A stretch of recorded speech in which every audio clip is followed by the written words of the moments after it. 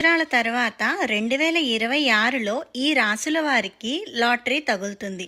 అయితే ఏ రాసుల వారికి లాటరీ తగులుతుంది, ఏ రాసుల వారికి అదృష్ట యోగాన్ని ఇస్తుందో ఇప్పుడు మనం తెలుసుకుందాం.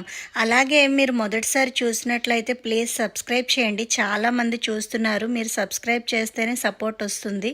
ఇంకా ఇలాంటి వీడియోస్ చాలా మీ ముందుకు తీసుకురావడానికి అవకాశం ఉంటుంది.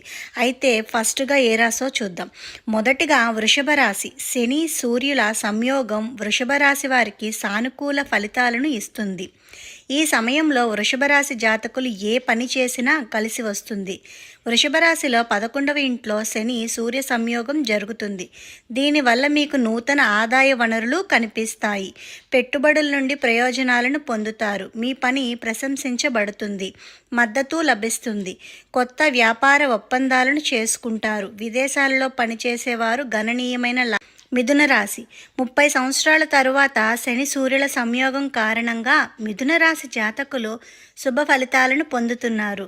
మిథున రాశిలో 10వ ఇంట్లో సూర్య శని సంయోగం జరుగుతున్న కారణంగా ఈ కలయిక సానుకూల పరిస్థితులను ఇస్తుంది. ఈ సమయంలో ఆర్థిక పరిస్థితి మెరుగుపడుతుంది. డబ్బు సంపాదించడానికి అనేక అవకాశాలు కనిపిస్తాయి. కళలు, విద్య, వినోదం, మార్కెటింగ్ రంగాలలో ఉన్నవారు సానుకూల ఫలితాలను చూస్తారు.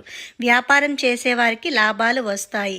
మూడోది మీనరాశి. శని సూర్యుల సంయోగం మీనరాశి జాతకులు 2026లో కలిసి వచ్చేలా చేస్తుంది.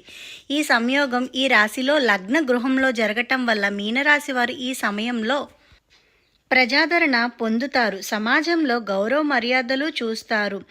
అవివాహితులకు వివాహ ప్రతిపాదనలు వస్తాయి. మీనరాశి వారి ఆరోగ్యం మెరుగుపడుతుంది. మానసిక ప్రశాంతత కలుగుతుంది. అనుకున్న ప్రాజెక్టులు విస్తాయి.